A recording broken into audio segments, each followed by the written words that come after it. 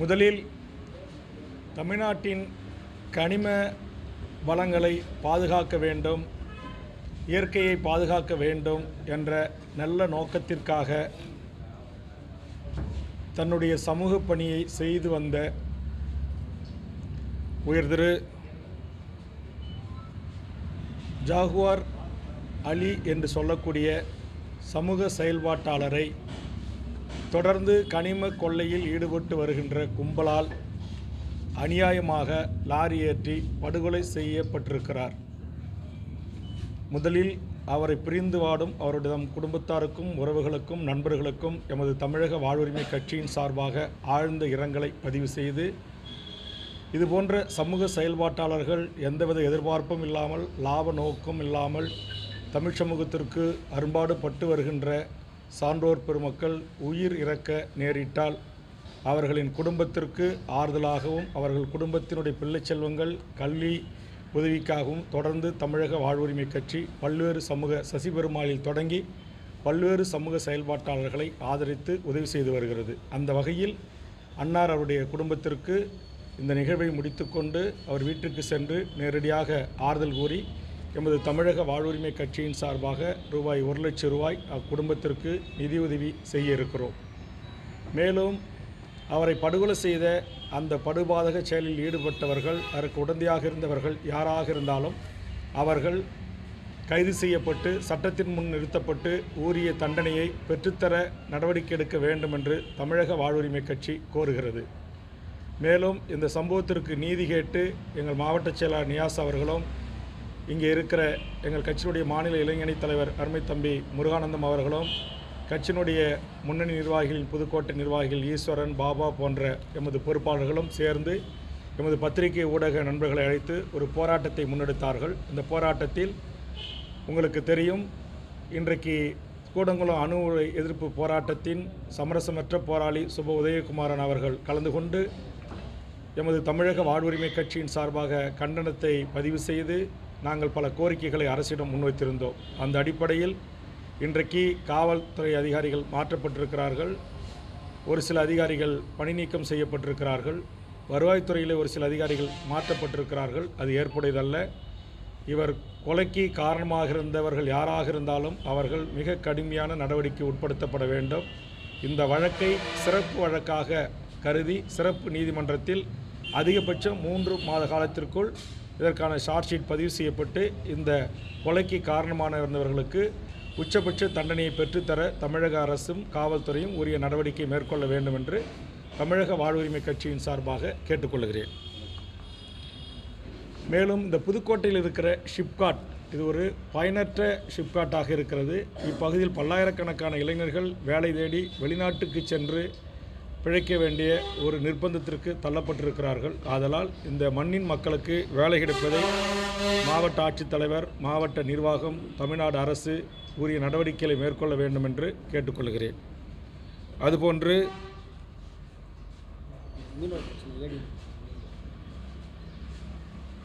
கோட்டைப்பட்டினம் உள்ளிட்ட பல்வேறு பகுதிகளில் மீனவர்களுக்கான நியாயமான அவருடைய கோரிக்கைகள் பரிசீலிக்கப்படுவதில்லை. அங்கே இருக்கின்ற மீன்வளத்துறை அதிகாரிகளால், குறிப்பாக ஏடி போன்றவர்களால் மக்கள் மீனவர் மக்களின் நலனை பாதுகாக்க வேண்டிய அதிகாரிகளே மீனவர்களுக்கு தொல்லை கொடுக்கின்ற அதிகாரிகளாக மாறியிருப்பதாக மீனவர்களிடத்தும் மீனவர்களுடைய அமைப்புகளிடமிருந்து குற்றச்சாட்டு எழுகிறது. அதை போக்க தமிழக அரசு சம்பந்தப்பட்ட மீன்வளத்துறை அமைச்சர் உரிய நடவடிக்கைகளை மேற்கொள்ள வேண்டும் என்று இந்த நேரத்தில் கேட்டுக்கொள்ளப்படுகிறது எமது கட்சியின் சார்பாக. அதே மாதிரி இந்த புதுக்கோட்டை மாவட்டத்தில் பரவலாக எங்கே பார்த்தாலும் இந்த யூக்கலிப்டிஸ் மரங்கள் இருக்குது, அது நீரை உறிஞ்சி எடுக்கிறது. ஆதலால் இந்த காடு வளம் அழிக்கப்படுகிறது. ஆதலால் அதேமாதிரி கருவேல மரங்கள் இதையெல்லாம் உயர்நீதிமன்றங்கள், உச்சநீதிமன்றங்கள் இதையெல்லாம் அகற்றப்பட வேண்டும். அதற்கு மாற்றாக நீரை உறிஞ்சாத நம்முடைய தமிழ் மரபுக்கென்று தமிழ்நாட்டுக்கென்று இருக்கின்ற எத்தனையோ வகை மரங்களை நட்டு நீர்வளங்களை நிலவளங்களை பாதுகாக்கலாம், இயற்கை சூழலை பாதுகாக்கலாம் என்று சுற்றுச்சூழல் அமைப்பினரும் நானும் சட்டமன்றத்தில் பலமுறை வலியுறுத்தியிருக்கிறேன். உயர்நீதிமன்றங்கள் கூட பல மாவட்ட ஆட்சித்தலைவருக்கு இந்த கருவேல மரங்கள், யூக்கலிப்டிஸ் மரங்களை எல்லாம் கருவேல மரங்களை முற்றுமுழுமாக அகற்ற வேண்டும் என்றும் யூக்கலிப்டிஸ் மரங்களை இனி அரசே நடக்கூடாது என்றெல்லாம் அறிவுறுத்தியிருக்கிறது. ஆனால் அது முறையாக பல மாவட்டங்களில் நடைமுறைப்படுத்தப்படவில்லை என்பதை இந்த நேரத்திலே நான் இங்கு சுட்டிக்காட்ட விரும்புகிறேன். மேலும் இன்றைய பயணம் என்பது புதுக்கோட்டை மாவட்டம் புதுக்கோட்டையில் பிறந்த இந்த மண்ணின் மகனாக இருந்த தமிழ் தேசிய போராளி அருமை சகோதரர் முத்துக்குமார் அவர்களுடைய 14ஆம் ஆண்டு நினைவேந்தல். அந்த நினைவேந்தல் கூட்டத்திற்கு வீரவணக்கம் செலுத்தி நினைவேந்தல் செலுத்துகிற அந்த நிகழ்வுக்கு நான் வருகின்றிருக்கிறேன். முறையாக இதுபோன்ற தமிழ் தேசிய போராளிகளுக்கு வீரவணக்கம் செலுத்துகிற நிகழ்ச்சிகளை காவல்துறை அனுமதிக்க வேண்டுகிறேன். ஒரு உயிரோடு இல்லை, அவர் இறந்த பிறகு அவருடைய குடும்பம், அவருடைய நண்பர்கள், அவருடைய பழகியவர்கள், அவருடைய அரசியலாக நின்றவர்கள் ஒன்று சேர்ந்து ஒரு வீர வணக்க நிகழ்வை நடத்தி, ஒரு கூட்டத்தை நடத்தி, ஒரு வீர வணக்கம் செலுத்துவதில் என்ன அரசுக்கு அச்சுறுத்தல் இருக்க போகிறது, என்ன பொதுமக்களுக்கு பாதிப்பு இருக்க போகிறது? ஆனால் இதற்கு ஒவ்வொரு ஆண்டும் இதை முன்னெடுக்கிற அந்த விரல் விட்டு எண்ணக்கூடிய அந்த தமிழ் தேசிய பற்றாளர்கள், நண்பர்கள் போராட வேண்டியிருக்கிறது. இப்போது கூட இதற்காக உயர்நீதிமன்றம் வரையிலும் சென்று போராடி அனுமதி பெற வேண்டிய ஒரு சூழலுக்கு தள்ளப்பட்டிருக்கிறார்கள். இது தேவையில்லாத ஒன்று. மாவட்ட காவல்துறை உயரதிகாரிகள், தமிழ்நாடு அரசு, தமிழ்நாட்டின் காவல்துறைக்கு பொறுப்பான மாண்புமிகு தமிழக முதல்வர்கள் இதில் கவனத்தில் கொள்ள வேண்டும். அதே மாதிரி சந்தன வீரப்பன் என்று சொல்லக்கூடிய வீரப்பன் அவர்கள் மறைந்து இன்றைக்கு பல ஆண்டுகள் ஆகிறது. அவருடைய மனைவி மேட்டூரில் அவர் உடல் புதைக்கப்பட்ட இடத்துல ஒரு நினைவேந்தல் நிகழ்ச்சிவதற்கு இது வரைக்கும் அனுமதி கிடையாது. அங்கே அவங்க சொந்த செலவில் அந்த இடத்துல ஒரு மணிமண்டபம் அமைச்சிக்கிறோம், அனுமதி கொடுங்க, இல்லை குறைந்தபட்சம் ஒரு சமாதியாச்சும் கட்டிக்கிறோம், அனுமதி கொடுங்க அப்படின்னா காவல்துறை அனுமதிப்பது இல்லை. இதெல்லாம் உண்மையிலேயே வேதனையாக இருக்கிறது. தமிழர்களுடைய ஒரு இறுதி நிகழ்வு, அந்த நிகழ்வுகள், அந்த இறுதி மரியாதை செலுத்துகிற ஒரு இடம், அந்த நினைவு தூண்கள், அதை கூட அமைத்து கொள்வதற்கு உறவுகள் ஆண்டு ஒன்றுக்கு அந்த நினைவு நாளில், பிறந்த நாளில் சென்று அவர் கணவனை நினைத்து வழிபடுவதற்கோ வணங்குவதற்கோ அல்லது பழைய நினைவுகளை கூர்ந்து ஒரு 5 நிமிடம் மௌன அஞ்சலி செலுத்துவதற்கோ கூட இங்கே வழி இல்லை. ஆனால் இந்த நாட்டில் எத்தனையோ வேற்று மாநிலத்தைச் சேர்ந்தவர்களுக்கு நினைவு மண்டபங்கள், திருவுருவச் சிலைகள், மணிமண்டபங்கள், அவருடைய தெருக்களின் பெயர்களுக்கு சாலை வைப்பது, பெயர் சூட்டுவது, இது எல்லாம் நடந்தேறி வருகிறது. ஆக தமிழர்கள் இந்த மொழியை, இந்த இனத்தை, இந்த நாட்டை நேசித்தார்கள் என்பதை தவிர அவர்கள் என்ன குற்றம் செய்தார்கள்? இங்கே தோழர் முத்துக்குமார் அவர்கள் தமிழீழ விடுதலைக்கு ஆதரவாக நின்றவர். தமிழ் தேசிய களத்தில் தன்னை முழுவதுமாக ஒப்படைத்து கொண்ட ஒரு களத்தில் நின்ற ஒரு போராளி. ஆனால் அவருக்கு இன்றைக்கு அது அரசு துணையோடையோ, அரசியல்வாதிகள் துணையோடோ, சதிகாரர்கள் துணையோடையோ, படுபாவிகள் துணையோடு அவர் வெட்டி வீழ்த்தப்பட்டு படுகொலைக்கு உள்ளாகியிருக்கிறார். ஆனால் அவருடைய நினைவேந்தலை கூட அவருடைய சகோதரர்கள், உறவினர்கள், நண்பர்கள், அவரோடு பயணித்த சக தோழர்கள், போராளிமார்கள் ஒரு நினைவேந்தல் வீரவணக்கம் செலுத்தக்கூட அனுமதிப்பில்லை என்பது, நாம் தமிழ்நாட்டில் தான் இருக்கிறோம், ஆனால் தமிழர்களாக நாங்கள் பிறந்ததை தவிர என்ன தவறு செய்தோம் என்று வீரப்பனார் குடும்பத்திலிருந்தும் முத்துக்குமாருடைய உறவுகளிடமிருந்து வருகின்றது குரலுக்கு தமிழக அரசு, காவல்துறை என்ன பதில் சொல்லப் போகிறது என்பது நான் வினாவாக இங்கு எழுக்க கடமைப்பட்டிருக்கிறேன். ஆக இந்த நிகழ்வை முடித்துக்கொண்டு கோட்டைப்பட்டணத்தில் எமது தமிழக வாழ்வுரிமை கட்சியில் நூற்றுக்கணக்கான இளையோர் பல்வேறு அரசியல் கட்சிகளிலிருந்து விலகி தமிழக வாழ்வுரிமை கட்சியில் தன்னை இணைத்து கொள்கின்ற நிகழ்வு நடைபெற இருக்கிறது. அந்த நிகழ்வுக்காகவும் இன்றைய புதுக்கோட்டை பயணம் தமிழக வாழ்வுரிமை கட்சியின் சார்பாக நான் மேற்கொண்டிருக்கிறேன். இந்த பயணத்தின் போது எமது கட்சிக்கு ஒரு மூத்த ஒரு அரசியல் தமிழ் தேசிய புரிதல் சிந்தனை தமிழீழ தேசிய தலைவர் மேதகு பிரபாகரனை தன் உடன் பிறந்த சகோதரனாக, அண்ணனாக, வழிகாட்டியாக, தலைவராக ஏற்றுக்கொண்ட அண்ணன் புதுக்கோட்டை தனசேகரன் அவர்கள், அவர் பயணித்த நாம் தமிழர் கட்சியிலிருந்து விலகி அதனுடைய முன்னணி தலைவர்கள் ஒருவராக இருந்த அவர் தன்னை தமிழக வாழ்வுரிமை கட்சியில் இணைத்து கொண்டிருக்கிறார். அவரை தமிழக வாழ்வுரிமை கட்சி ஆரத் தழுவி வரவேற்று எம் கட்சியில் இணைத்துக் கொள்வதிலே நாங்கள் பெருமை அடைகிறோம். தமிழ்நாடு முழுக்க தூய தமிழ் தேசிய பற்றாளர்கள், தமிழீழ தேசிய தலைவரை உயிராக நினைக்கக்கூடியவர்கள், தனிமனித ஒழுக்கம் உள்ளவர்கள், அரசியலில் அறம் சார்ந்து ஒழுக்கம் சார்ந்து நேர்மையாக பயணிக்க வேண்டும், உண்மையாக தமிழ்நாட்டில் ஒரு மாற்று அரசியலை ஏற்படுத்த வேண்டும் என்று நினைக்கக்கூடிய இளையோர் கூட்டம் தொடர்ச்சியாக பல்லாயிரக்கணக்கில் எனது தலைமையில் தமிழ்நாடு முழுவதும் இணைந்த வண்ணமாக இருக்கிறார்கள். இன்று புதுக்கோட்டையில் இணைப்பு விழா நடைபெறுகிறது. நாளை திருச்சியில் திருச்சி மண்டல நாம் தமிழர் ஒருங்கிணைப்பாளராக இருந்த வழக்கறிஞர் திருச்சி பிரபு அவர்கள் தலைமையில் ஆயிரக்கணக்கானோர் தமிழக வாழ்வுரிமை கட்சியில் இணைய இருக்கிறார்கள். நீங்கள் அதை அவர்கிட்ட தான் கேட்கணும். அவர்கிட்ட கேட்டு சொல்லலையே. அவர்கிட்ட கேட்டு பதில் சொல்லாததுக்கு என்கிட்ட கேட்டால் நான் என்ன பதில் சொல்ல முடியும்? என்னை பற்றி அவருடைய பார்வையை நான் சொல்லிட்டேன். அவர் தமிழ் ஈழ விடுதலை போராட்டத்தில் பங்காற்றியவர். எமது தமிழீழ தேசிய தலைவரின் பாதுகாப்பு அரணாக நின்ற முக்கியமான வீரர்களில் ஒருவராக இருந்து தலைவரால் அங்கீகரிக்கப்பட்டு ஏற்றுக்கொள்ளப்பட்ட ஒருவர். எமது சந்தனக்காட்டு எல்லை காத்த வீரப்பனோடு சிறிது காலம் காட்டில் அவரோடு பயணித்தவர். ஒரு சாதி மதமாக பிரிந்து கிடக்கிற தமிழ் சமூகத்தில் இங்கு பல்வேறு சாதி மதமாக பிரிந்த தமிழர்களை ஒருங்கிணைத்து ஒரு குடையின் கீழ் ஒரு தமிழ் தேசிய அரசியலை கட்டி எழுப்புவதற்காக தன்னுயிரை தந்திட்ட ஒரு மாவீரனாக நான் முத்துக்குமார் அவர்களை பார்க்கிறேன். அந்த அடிப்படையில் தான் தொடர்ந்து என்னுடைய முக்கியமான தமிழ் தேசிய கூட்டங்களில் அவரை நினைவு கூர்ந்து பேசியிருக்கிறேன்.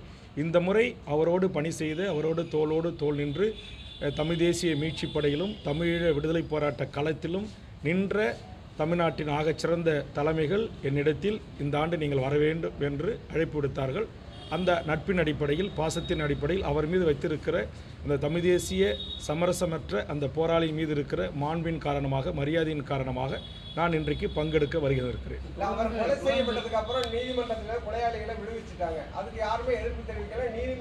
சொன்ன சதிகாரர்கள், சண்டாளர்கள், அரசியல் ரீதியாக பழிதீர்க்க வேண்டும் என்று நினைத்த கும்பல் அவரை கொலை செய்திருக்கிறது. உண்மை ஒரு நாள் நிச்சயம் வெளிவரும். நான் என்னுடைய இளமை காலம் என்பது, நான் 1970களில் பிறந்தேன். தோழர் முத்துக்குமார் அவர்களும் அந்த 70களில் தான் பிறந்தார் என்று கருதுகிறேன்.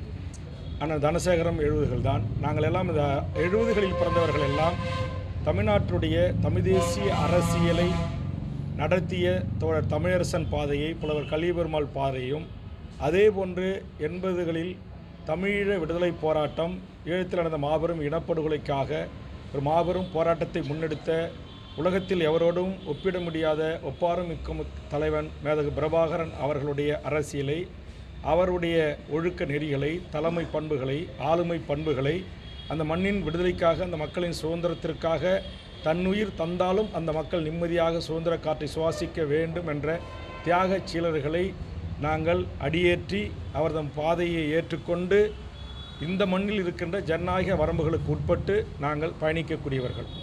அந்த வகையில் நான் தமிழ் தேசிய அரசியலை முன்னெடுக்கிறேன் என்பதில் எல்லளவும் மாற்றளவும் எனக்கு மாற்று கருத்தில்லை. ஆனால் அதே நேரத்தில் அந்த தமிழ் தேசிய அரசியல் ஓட்டு அரசியல் களத்தில் இதுவரையில் இருந்த என்னுடைய முன்னோத்தி ஏர்கள் இல்லாத காரணத்தினால் ஓட்டு அரசியலில் நாங்கள் வெல்வதற்கான கொஞ்சம் கால அவகாசம் ஏற்படுகிறது. உதாரணத்திற்கு புலவர் கலியபெருமாள் ஐயா ஓட்டு அரசியலில் இல்லை, தோழர் தமிழரசன் ஓட்டு அரசியலில் இல்லை, முத்துக்குமார் அவர்கள் ஓட்டு அரசியலில் இல்லை, இன்றைக்கு பேசி வருகின்ற ஐயா மணியரசன் ஓட்டு அரசியலில் இல்லை, தோழர் தியாகு ஓட்டு அரசியலில் இல்லை.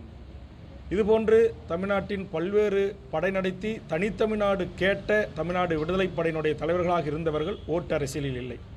ஆக அந்த தோழர்களோடு, அந்த தலைமைகளோடு பயணித்த நான் ஓட்டரசில் வெல்ல வேண்டும் என்றால் என்னுடைய அண்ணன் தம்பி, என்னுடைய உறவுகள், என்னுடைய தமிழ் உறவுகள், இஸ்லாமிய உறவுகள், கிறிஸ்துவ உறவுகள் எல்லாரும் இன்றைக்கு இந்த நாட்டை ஆண்ட மிகப்பெரிய அரசியல் கட்சிகளான திமுக, அதிமுக போன்ற வெறும் அரசியல் கட்சிகளில் தான் உறுப்பினராக இருக்கிறார்கள்.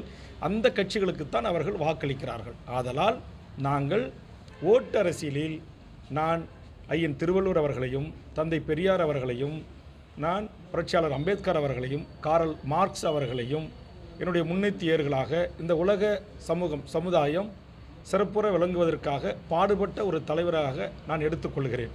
அதுபோன்று உலகத்தின் பல்வேறு விடுதலை போராட்டத்திற்காக தன்னுயிர் தந்திட்ட, வெகு மக்களை அணிதிரட்டி மிகப்பெரிய புரட்சிகள் செய்தவர்களை நான் என்னுடைய வழிகாட்டியாக, என்னுடைய கொள்கை தலைவர்களாக ஏற்றுக்கொண்டு பயணிக்கிறேன். அந்த அடிப்படையில் நான் சொன்ன இந்த தலைவர்களையும் நான் ஏற்றுக்கொண்டுதான் அரசியல் கட்சியை நடத்தி வருகிறேன். ஆதலால் பெரியாரை குறித்து திரு சீமான் அவர்கள் சொல்லி வருகின்ற கருத்துக்களில், அவர் பேசி வருகின்ற செய்திகள், சொல்லி வருகின்ற கருத்துக்களில் எனக்கு உடன்பாடு இல்லை.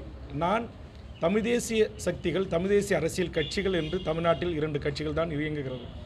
ஆக எங்களுக்குள்ளான ஒரு பகைமுரணை நாங்கள் உருவாக்கி கொள்ள விரும்பாமல், அவர் என்னை குறித்து விமர்சிக்காமல் கடந்து போகிறார், நான் அவரை குறித்து விமர்சிக்காமல் கடந்து போகிறேன். இது ஒரு ஆரோக்கியமான அரசியலாக இருக்கட்டும் என்று நான் விரும்புகிறேன். ஆதலால் தான் இதை குறித்து நான் எந்த ஒரு விமர்சனத்தையும் இதுவரையில் முன்வைத்த இல்லை. ஆனால் அவர் வைக்கின்ற பெரியார் மீது அவர் வைக்கின்ற அந்த விமர்சனத்தில் எனக்கு உடன்பாடு இல்லை.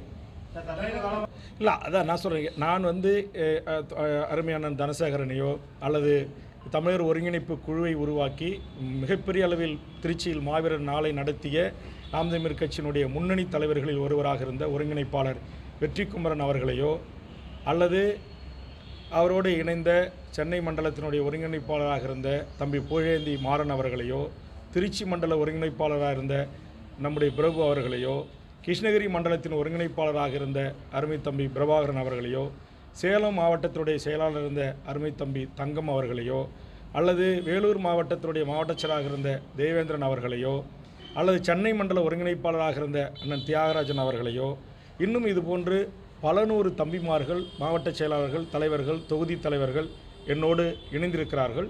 நீங்கள் அவர்களிடத்திலே கேளுங்கள். என்றைக்காவது அவர்கள் நாம் தமிழர் கட்சியிலிருந்து பயணித்த போது நீங்கள் அந்த தலைமையை விட்டு என்னோடு வாருங்கள் என்று நான் ஒருவரையும் அழைக்கவில்லை.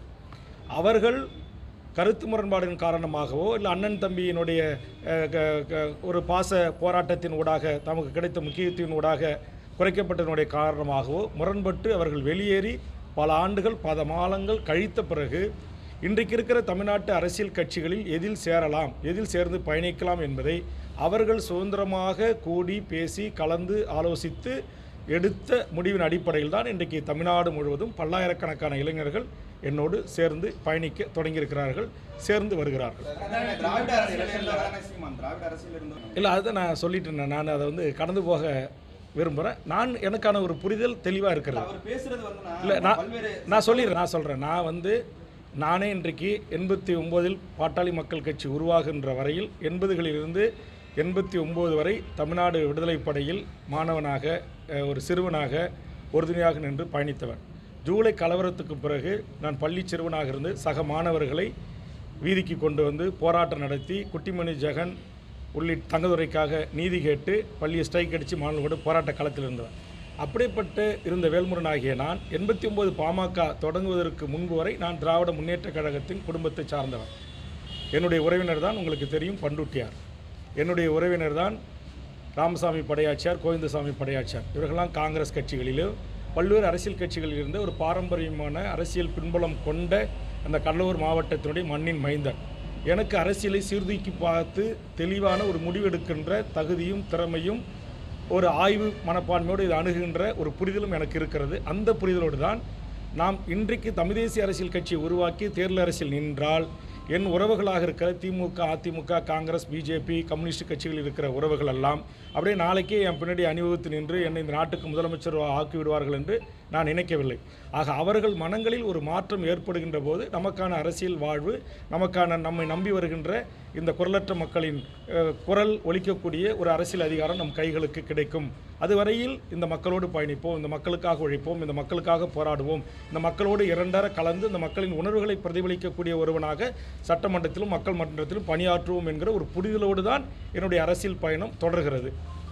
திடீரென்று அவர் கேட்காமல், அவரிடமிருந்து கோரிக்கை வராமல் ஆளுநரை சில வாரங்களுக்கு முன்பு சந்தித்ததனுடைய எதிர்வினையாக இன்றைக்கு ஒன்றிய அரசு அவருக்கு இந்த ஒய்பிரிவு பாதுகாப்பு தந்திருப்பதில் கண்டிப்பாக அரசியல் இல்லாமல் இல்லை, இதில் அரசியல் இருப்பதாகத்தான் நான் கருதுகிறேன். அதாவது தமிழக வாழ்வுரிமை கட்சியை பொறுத்த வரையில் இன்றைக்கு தமிழ்நாடு முழுவதும் இன்றைக்கு பச்சை தமிழகம் என்ற அரசியல் கட்சியை நடத்திய சுப உதயகுமாரன் ஒரு சமரசமற்ற ஒரு போராளி. என்னுடைய தலைமையை ஏற்றுக்கொண்டு தமிழக வாழ்வுரிமை கட்சியில் இணைந்திருக்கிறார். எந்த எதிர்பார்ப்பும் இல்லாமல் தமிழீழ தேசிய தலைவனே எமது உயிர் மூச்சு உள்ளவரை தலைவனாக ஏற்றுக்கொள்வேன் என்கிற கொள்கை உறுதியோடு இருக்கிற பல்வேறு வேங்கைகளாக இந்த மண்ணில் வாழ்கின்ற எண்ணற்ற போராளி தம்பிமார்கள் என் தலைமையை ஏற்று தமிழக வாழ்வுரிமை கட்சியில் இணைந்திருக்கிறார்கள். அவர்களோடு கலந்து பேசி அவர்களுடைய கருத்தறிந்து ஒரு ஜனநாயக வழி நின்று இந்த கட்சியை நான் எதிர்காலத்தில் வழிநடத்துவேன். இப்போது திமுக தலைமையிலான இந்த கூட்டணியில் இடம்பெற்று அவர்கள் அளித்த உதயசூரியன் என்கிற ஒரு சின்னத்தில் நின்று வெற்றி பெற்றிருக்கிறேன். இந்த விவாதம் கூட தமிழக சட்டமன்றத்தில் முதலமைச்சர் அவர்களால் வேல்முருகன் நீங்கள் உதயசூரியன் சின்னத்தில் நின்று வெற்றி பெற்றிருக்கிறீர்கள் என்று குறிப்பிட்டு பேசிய போது நான் அப்படியே உடனே எழுந்து முதலமைச்சர் அவர்களுக்கு என்னுடைய தாழ்மையான ஒரு வேண்டுகோளாக ஒரு கருத்தை முன்வைத்தேன். இந்த உதயசூரியன் சின்னம் என்பது எங்கள் கடலூர் சூரப்ப நாயக்கடியைச் சேர்ந்த மாண்புமிகு முன்னாள் அமைச்சர் கோவிந்தசாமி படையாச்சியார் அவர்கள் 1957 எங்கள் முன்னோர்கள் கொடுத்த சின்னம்தான். மாண்புமிகு தமிழக முதல்வர் அவர்களே, உங்களுக்கு இந்த சின்னம் பேரறிஞர் அண்ணாவும் கலைஞரும் சென்று எங்கள் குடும்பத்தினரிடம் தான் வந்து கேட்டு இந்த சின்னத்தை பெற்றார்கள். அந்த சின்னத்தில் நின்று வெற்றி பெற்று இந்த சட்டமன்றத்தில் குரலற்ற மக்களின் குரலாக சமூக நீதிக்காக ஒலிப்பதில் நான் பெருமையோடு பதிவு செய்கிறேன் என்று என் பதிவை செய்திருக்கிறேன். ஆக எனக்கென்று சில அரசியல் பின்புலங்கள் இருக்கிறது. என்னுடைய முன்னேற்றியர்கள் இந்த நாட்டுக்கு தனி மெஜாரிட்டி ராஜாஜியை முதலமைச்சர் ஆக்குவதில் என்னுடைய முன்னோர்கள் உருவாக்கிய கட்சி பங்களித்து ராஜாஜியை முதலமைச்சர் ஆக்கியது. அவர் குலக்கல்வி திட்டத்தை கொண்டு வந்தார் என்பதற்காக திரும்பவும் அவரை ஆட்சி கட்டிலிருந்து இறக்கி பச்சை தமிழர் காமராஜ் என்ற ஒருவரை முதலமைச்சர் ஆக்கியதில் பெருந்தலைவர் ராமசாமி படையாச்சியாரும் என்னுடைய தாத்தா கோவிந்தசாமி கச்சராயரும் தலைவராக இருந்த உழவர் உழைப்பாளர் கட்சியும் மாணிக்கவேல் நாயக்கர் தலைமையிலான காமன்வெல்த் பார்ட்டியும் ஆதரவு தந்துதான் பச்சை தமிழர் காமராஜரை இந்த நாட்டுக்கு முதலமைச்சர் அரியாசனத்தில் அமர வைத்தது என்பது வரலாறு தெரிந்தவர்களுக்கு தெரியும். ஆக இந்த வரலாற்று பின்புலத்தோடு அரசியல் புரிதலோடு அரசியல் செய்கிற வேல்முருகன் அவர்கள் தெளிவான அரசியலை செய்து வருகிறேன். அது காலம் எமக்கு உரிய நேரத்தில் கையளிக்கும். அப்போது இன்றைக்கு புரிதல் இல்லாமல் என்னை விமர்சனம் செய்கின்ற, புரிதல் இல்லாமல் என் மீது சேற்றை வாரி பூசுகின்றவர்களுக்கு பதிலாக என்னுடைய செயல்பாடுகள் அமையும். மிகப்பெரிய 85 வயதை கடந்த முதுபெரும் தலைவர் அல்ல, என்னை விட மூத்த தலைவராக இருக்கிற மாண்புமிகு தமிழக முதலமைச்சருக்கு மதிப்பீடு போகின்ற அளவுக்கு வயதில் மூத்தவர். சாதிவாரி கணக்கெடுப்பு தொடர்ந்து எடுக்க வேண்டும். தமிழ்நாட்டில் அனைத்து சமூகங்களுக்கும் அவரவர்களின் எண்ணிக்கைக்கு ஏற்றவாறு கல்வி வேலைவாய்ப்பு உரிமை வழங்கப்பட வேண்டும் என்பதில் நான் உறுதியாக இருக்கிறேன். இதற்காக தொடர்ந்து தமிழ்நாட்டின் சட்டமன்றத்தின் ஒரு குரல் ஓங்கி ஒலிக்கிறது என்றால் அது என்னுடைய குரல். என்னுடைய குரலுக்கு மாண்புமிகு தமிழக முதலமைச்சர் அவர்கள் பல கட்டங்களில் பதிலளித்திருக்கிறார். அதை நான் மறுத்து அதில் மாறுபட்டு என் எதிர்ப்பை பதிவு செய்திருக்கிறேன். தமிழக முதலமைச்சர் சாதிவாரி கணக்கெடுப்பு ஒன்றிய அரசு தான் எடுப்பதற்கு அதிகாரம் பெற்றவை என்று அறிவித்திருக்கிறார். அதில் நான் மாறுபடுகிறேன், அதை நான் எதிர்க்கிறேன். தற்போது உங்களுக்கு தெரியும், காங்கிரஸ் அரசு ஆட்சிக்கு வந்தால் இந்திய முழுக்க சாதிவாரி கணக்கெடுப்பை நடத்துவோம் என்று அறிவித்தார்கள். இன்றைக்கு தெலுங்கானாவில் காங்கிரஸ் அரசு புதிதாக பொறுப்பேற்ற பிறகு சாதிவாரி கணக்கெடுப்பை நடத்தியிருக்கிறார்கள். ஏற்கனவே உங்களுக்கு அனைவருக்கும் தெரியும், இன்றைக்கு இந்தியாவில் பீகாரில் சாதிவாரி கணக்கெடுப்பு எடுத்து அந்த மக்களுக்கான நீதி வழங்கப்பட்டிருக்கிறது. ஒரிசாவில் சாதிவாரி கணக்கெடுப்பு நடத்தப்பட்டிருக்கிறது. அதே மாதிரி சாதிவாரி எடுப்பது என்பது மாநில முதலமைச்சரின் ஆளுகைக்கு அதிகாரத்துக்கு உட்பட்டது. அதனால் மாண்புமிகு தமிழக முதலமைச்சர் சாதிவாரி கணக்கெடுப்பு தான் நடத்த வேண்டும் என்பதில் நான் உறுதியாக இருக்கிறேன். என்னுடைய நிலைப்பாட்டிலும் நான் உறுதியாக இருக்கிறேன். குறிப்பாக மக்களுக்கான பல்வேறு திட்டங்களை வகுத்து இந்தியாவிற்கு ஒரு வழிகாட்டியாக முன்னோடியாக சமூக நலத் திட்டங்கள் அறிவிப்பதில் இந்தியாவிற்கே முன்னோடியாக தமிழகம் இருக்கிறது என்பதை திராவிட அரசியலை அல்லது திமுகவை அழிக்க வேண்டும், ஒழிக்க வேண்டும், திராவிட சித்தாந்தமே இந்த மண்ணில் நிலைபெறக்கூடாது என்று பேசுகிற ஆர்எஸ்எஸ் சங் பரிவார கும்பல்களின் தலைவனாக இருக்கிற பாரதிய ஜனதாவின் ஒன்றிய அமைச்சர்களே இன்றைக்கு பல்வேறு குறியீடுகளில் தமிழகம் இந்தியாவில் முன்னோடியாக இருக்கிறது. குறிப்பாக சுகாதாரத்துறையில் 700 பிரிவு தலைப்புகளின் கீழ் மகத்தான விருதுகளை தமிழகம் பெற்றிருக்கிறது.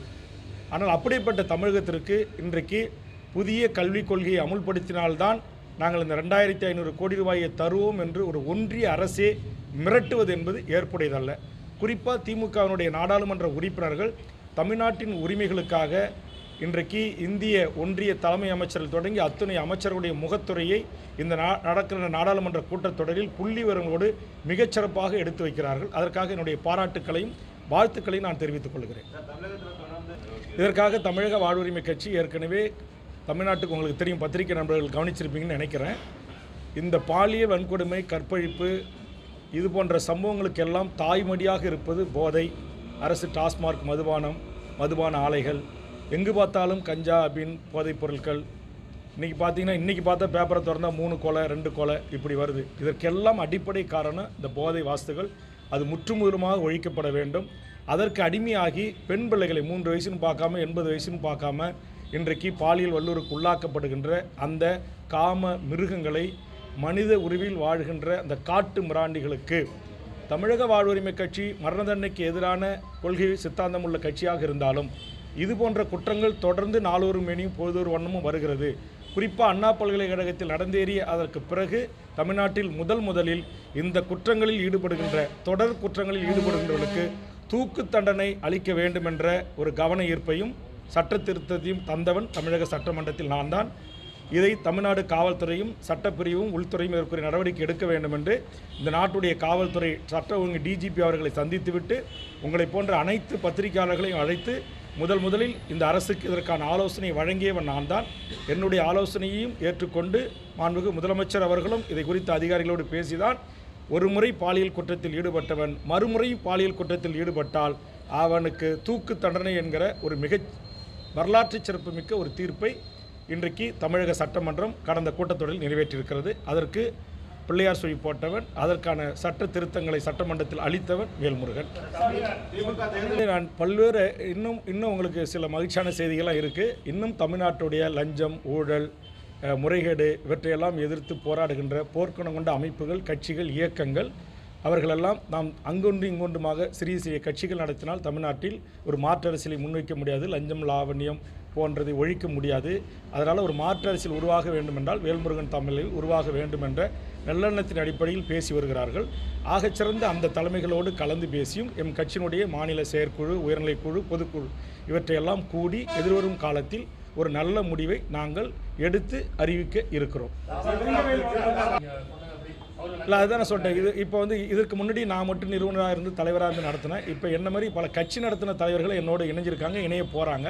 அவர்கள் அனைவரோடும் கலந்து பேசி ஒரு கூட்டு தலைமையாக நாங்கள் உட்கார்ந்து பேசி அந்த அடிப்படையில் தான் எதிர்காலத்தில் முடிவுகளை அறிவிக்க முடியும். தன்னிச்சையான முடிவுகளை அறிவிப்பதற்கு வாய்ப்பு இல்லை.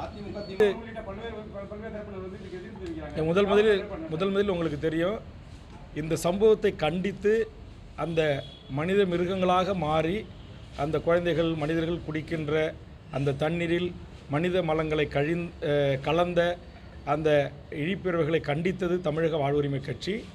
அவர்களை சட்டத்தில் முன்னிறுத்தி தண்டிக்கப்பட வேண்டும் என்று சொன்னது தமிழக வாழ்வுரிமை கட்சி. அப்படியேப்பட்ட ஒரு மேல்நிலை நீர்த்தேக்க தொட்டி அது ஒரு மோசமான கண்முன்னே இருக்கிற ஒரு காட்சி. அதனால் அது இடித்து தரமட்டா ஆக்கப்பட வேண்டும் என்பதற்காக இங்கே என்னோடு அமர்ந்திருக்கின்ற எங்கள் கட்சியினுடைய இளைஞரணி தலைவர் முருகானந்தம் அவர்களும் தமிழ்நாட்டில் இருக்கிற தமிழ்ச்சாதிகள் எந்த ஆண்ட பரம்பரை என்று சொல்லக்கூடிய எல்லா சமூகங்களிலிருந்தும் இங்கே இருக்கிற தம்பி மாணவரணி பொறுப்பாளர் கவியரசன் உள்ளிட்ட எங்கள் புதுவையைச் சேர்ந்த தம்பி அருள்வொளி உள்ளிட்ட எண்ணற்ற தம்பிமார்கள் எங்கள் மாவட்ட செயலர் நியாசு அவர்களுடைய வழிகாட்டுதலோடு சிவகங்கை அஜித்து, ஈஸ்வரன் போன்றவர்களுடைய அந்த ஒரு கலந்து பேசி ஒரு போராட்ட வடிவம்தான் சம்மட்டியை கொண்டு அந்த தொட்டியை இடித்து தரமட்டமாக்க வேண்டும் என்பது. அதைத்தான் உங்களுக்கு தெரியும். கூட்டத்தொடர் நடந்தவுடனே முதல் ஆளாக வேங்கவயலுக்கு கவன ஈர்ப்பு தீர்மானம் கொண்டு வந்து அது அகற்றப்பட வேண்டும் என்பதில் தொடங்கி அதற்குரிய நீதி விசாரணை, அவர்கள் சட்டத்தின் முன்னர் தண்டிக்கப்பட வேண்டும் என்பதிலிருந்து தொடர்ச்சியாக வேங்கவயல் பிரச்சனையில் தமிழக வாழ்வுரிமை கட்சி பொறுப்புணர்வோடு ரொம்ப நிதானமாக இந்த பிரச்சனையை நாங்கள் அணுகி வருகிறோம். ஆக இப்போது அதே பகுதியைச் சேர்ந்தவர்களை குற்றவாளி ஆக்கியிருக்கிறார்கள். இதில் எது உண்மை என்பதை ஓய்வு பெற்ற நீதியரசரோ அல்லது சிபிஐயோ சிபிசிஐடியோ இதில் தீர்வு காண முடியாது. அதனால் நேர்மையான பணியில் இருக்கிற ஒரு உயர்நீதிமன்ற நீதிபதியை கொண்டு ஒரு நீதி விசாரணை நடத்தப்பட்டு இந்த உண்மை பத்திரிகை ஊடக நண்பர்களுக்காக வெளிக்கொண்டு பெற வேண்டும் என்பதுதான் என்னுடைய வேண்டுகோள். ஏன்னா அப்போ தான் எனக்கு நீதி கிடைக்கும். நேற்று வரைக்கும் சிபிஐ விமர்சனம் செய்த தலைவர்கள் திடீரென்று இதில் சிபிஐ விசாரணை கேட்பதும் அல்லது தமிழ்நாடு அரசு கட்டுப்பாட்டில் இருக்கிற சிபிசிஐடி விசாரணை போதுமானது என்று சொல்வதும் இது ஒரு சரியான நீதி கிடைப்பதற்கு ஏற்படுவதல்ல. அன்றையிலிருந்து இன்றைய வரையில் பணியில் இருக்கிற ஒரு உயர்நீதிமன்ற நீதிபதி பாரபட்சம் இல்லாமல் இதில் விசாரித்து உண்மையை உலகுக்கு அறிவிக்க வேண்டும். ஏன்னா இங்கே இருக்கிற எல்லாரும் தமிழ் சமூகங்கள் தான். ஒருவேளை இன்றைக்கு தமிழ்நாடு காவல்துறை சொல்வது போல பஞ்சாயத்து தேர்தலின் காரணமாக மடைமாற்றப்பட்டதா இல்லை உண்மையிலேயே அது மனம் எந்த நோக்கத்திற்காக கலக்கப்பட்டது என்பதை நாம் எல்லாவற்றுக்கும் மேலாக நம்ம யாரை நம்புகிறோம்? தீர்ப்புகள், நீதிமன்றங்களை, நீதிபதிகளைத்தான். ஆனால் அந்த நீதிபதி பணியில் இருக்கிற அந்த நீதிபதியினுடைய அந்த அறிக்கை தான் இதற்கு ஒரு முடிவு எட்டும், ஒரு முற்றுப்புள்ளி வைக்கும் என்பது என்னுடைய பார்வை, எமது கட்சியினுடைய கருத்து. ரொம்ப நன்றி, வணக்கம். அதான் சொல்லிட்டு எல்லாம் மைக்கு எடுத்துட்டாங்க போதும் அப்படின்னு சொல்லிட்டு அதுக்காக திமுக கூட்டணியிலே இருந்து நாங்கள் எங்களுடைய கட்சியினுடைய முன்னணி தோழர் தம்பிமார்கள் நேரடி தன் முகநூல் பக்கங்களில் லைவ் இட்டு பல டாஸ்மாக் கடைகளை அடித்து நொறுக்கி குண்டர் தடுப்பு சட்டத்தில் எங்களை சிறைப்படுத்தி கொண்டு எதிர்த்திருக்கிறோம். சிவகங்கையில் இங்கே இருக்கிற முருகானந்தம் உட்பட எங்கள் கட்சியினுடைய முன்னணி நிர்வாகிகள் ஒன்று சேர்ந்து கோடிக்கணக்கான மதிப்புள்ள டாரஸில் ஏறி சென்ற சாராய சரக்கு என்று சொல்லக்கூடிய மதுபானங்களுக்கு சப்ளை செய்கிற வண்டியை வழிமறித்து அந்த பாட்டில்கள் எல்லாம் எடுத்து ரோட்டில் போட்டு உடைச்சி தீயிட்டு கொளுத்தி 10க்கும் மேற்பட்ட என் கட்சியினுடைய முன்னணி தம்பிமார்கள் குண்டர் தடுப்பு சட்டத்தில் சிறையில் வாடினார்கள். இதையெல்லாம் வரலாறு. ஆக நாங்கள் கூட்டணியில் இருக்கிறோம் என்பதற்காக எதிலையும் சமரசம் செய்து கொள்வதில்லை. எங்களை பற்றி முழுவதுமாக தெரிந்த மூத்த பத்திரிகை நண்பர்கள், சட்டமன்றத்தை கவரேஜ் செய்கின்ற பத்திரிகையாளர்களுக்கு தெரியும், இன்றைக்கு தமிழ்நாட்டினுடைய மக்களுக்காக, குரலற்ற மக்களுக்காக, சாதி மதங்களை கடந்து தமிழ் சமூகத்தின் வாழ்வுரிமைக்காக களத்தில் நின்று போராடுகின்ற ஒரு அரசியல் கட்சியாக தமிழக வாழ்வுரிமை கட்சி இருக்கிறது என்பதை நாடறிந்த நண்பர்கள் அனைவருக்கும் தெரியும் என்று நான் கருதுகிறேன். இல்லை சி ஓட்டர்ஸு, இந்தியா டுடே எல்லாம் அவங்களாம் இன்றைக்கி பல பத்திரிகை ஊடக நண்பர்களை நான் குறை சொல்லவில்லை. இது போன்ற இந்த கருத்து கணிப்பு வெளியிடுற பத்திரிகைகள் கார்ப்பரேட் நிறுவனங்களாக மாறி தங்கள் ஆயிரக்கணக்கானவர்களை வேலையில் அமர்த்தி அவர்களுக்கான ஊதியம், நிறுவனத்திற்கான ஊதியத்தை பெற்றுக்கொண்டு ஒவ்வொரு முறையும் இந்திய அளவிலே வெளியிடப்படுகின்ற பல்வேறு கருத்து கணிப்புகளை இந்திய மக்கள், தமிழக மக்கள் உண்மைக்கு மாறானதாக பொய்யாக்கி இருக்கிறார்கள்.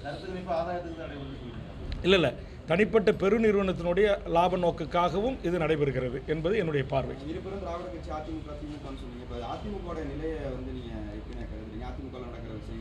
நான் தான் சொல்கிறேன், நான் இங்கே இருக்கிற எனக்கு தெரிஞ்சோ தெரியாமல் திரும்ப அதுக்கு பதில் சொல்லிட்டேன். அண்ணன், மாமா, மச்சான், சொந்தம், திமுக, அதிமுக பெரிய கட்சியில் தான் இருக்கிறார். அவர்கள் மனம் மாறுகின்ற வரையில் அது திராவிட கட்சிகள் இங்கு மக்களுடைய வாக்கு, இதை தேர்தல் அரசியலில் மக்கள் தான் எஜமானர்கள். அந்த மக்கள் தானே திமுக, அதிமுக வாக்களிக்கிறாங்க. அப்போ அந்த மக்களை மனமாற்றமடைய செய்யாமல் அந்த கட்சிகளை குறை செய்வதில் எனக்கு உடன்பாடில்லை. அந்த கட்சிகள் இன்றைக்கு பல்வேறு விதமான லஞ்சம், லாவணி, ஊழல், முறைகேடுகள், குடும்ப ஆதிக்கம், குடும்ப அரசியல் இவையெல்லாம் இருக்கலாம்.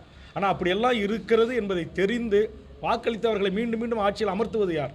நம்ம அண்ணன் தம்பி தானே, நம்ம பங்கு பங்காளி தானே, நீங்கள் நம்ம எல்லாரும் தானே. அப்போ இந்த மக்களிடம் மனமாற்றம் ஏற்படுத்த வேண்டும். அந்த மனமாற்றத்தை ஏற்படுத்துகிற முயற்சியில் தான் தமிழக வாழ்வுரிமை கட்சி ஒரு மாற்றரசியல் நோக்கி பயணித்து கொண்டிருக்கிறது. அதுவரையில் நாங்கள் நான் சொன்ன மாதிரி இப்போது வரையிலும் நான் இருக்கிற அந்த திமுக கூட்டணியில் நான் தொடர்றேன். இப்போ பல்வேறு அரசியல் கட்சிகள், அமைப்புகள், இயக்கங்கள் என்னோட சேர்றாங்க.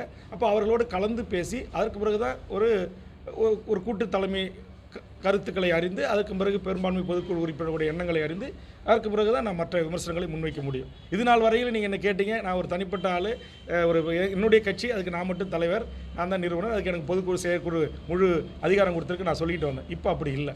தேசிய ஜனநாயக கூட்டணியை நாங்கள் தான் அப்படின்னு சொல்லிட்டு இருக்காரு. சரி, அதுக்கு பதில் வருகின்ற சட்டமன்ற தேர்தலில் மக்கள் தான் அளிப்பார்கள். இன்னொரு முக்கியமான ஒரு செய்தி,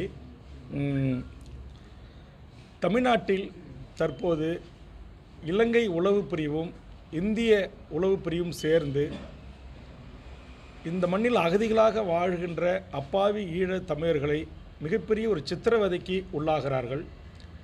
கடந்த மாதம் ஐக்கிய நாடுகள் சபையில் 160 நாடுகளைச் சேர்ந்த மனித உரிமை செயல்பாட்டாளர்கள் ஒன்று கூடி ஈழத்தில் நடந்தது மாபெரும் இனப்படுகொலை என்றும் அதற்கு ஒரு சர்வதேச நீதி விசாரணை வேண்டும் என்றும் அந்த மக்கள் ஒரு பொது வாக்கெடுப்பின் ஊடாக தனித்தமிழீழ அரசை உருவாக்க வேண்டும் என்று முன்னெடுப்புகள் செய்த அரசியல் ரீதியாக செயல்பட்ட செயல்பாட்டாளர்களை, இன்றைக்கு தமிழ்நாட்டில் இருந்தவர்களை ஒன்றிய அரசு அழுத்தம் தந்து தமிழ்நாடு அரசின் காவல்துறை கீழ் பிரிவு கைது செய்து வருகிறது. அது ஏற்புடையதல்ல. அதை கைவிட வேண்டும் என்று மாண்புமிகு தமிழக முதலமைச்சர் அவர்களை நான் நேரடியாக சந்தித்து வேண்டுகோள் வைத்தேன். இந்த மண்ணில் லட்சக்கணக்கான ஈழத்தமிழர்கள் வாழ்கிறார்கள். அவர்கள் அங்கு மிகப்பெரிய உலக நாட்டால் தடை செய்யப்பட்ட ரசாயன பாஸ்பரஸ் குண்டுகளை போட்டு எமது மக்களை கொண்டு குவித்தது சிங்கள பௌத்த பேரினவாத அரசு 20 நாடுகள் துணையோடு. அதில் உயிர் பிழைத்தால் போதும் என்று கை போய், கால் போய், கண் போய், குடல் வெளியே இந்த மண்ணுக்கு மருத்துவ சிகிச்சைக்காக, உயிர் வாழ்வதற்காக தாய் தமிழகத்திற்கும் எங்கள் தொப்புள் குடி உறவுகள் அகதிகளாக வாழ்கிறார்கள். அதில் ஒரு சில பேரை பிடித்து உங்களிடத்தில் பாஸ்போர்ட் இல்லை, நீங்கள் வெளிநாட்டவர் என்று இப்போ பாஸ்போர்ட் ஆக்டிலும் வெளிநாட்டவர் சட்டத்திலும் அவரை கைது செய்து சிறையில் அடைக்கிறாங்க. அப்படியே சிறையில் அடைத்தவர்களை இங்கே இருக்கிற ஐயா நெடுமாறன், அண்ணன் கொளத்தூர் மணி, கோவை ராமகிருஷ்ணன், வேல்முருகன் ஆகிய நான், ஈழத்தமிழர் இந்திய இலங்கை நட்புறவு கழகத்தினுடைய தலைவராக இருக்கிற ஐயா காசி ஆனந்த போன்றவர்கள், நாங்கள் ஈழத்தமிழரை ஆதரிக்கிற நல்ல உள்ளங்கள் எல்லாம் ஒன்று சேர்ந்து நாங்கள் மூத்த வழக்கறிஞர்களை வைத்து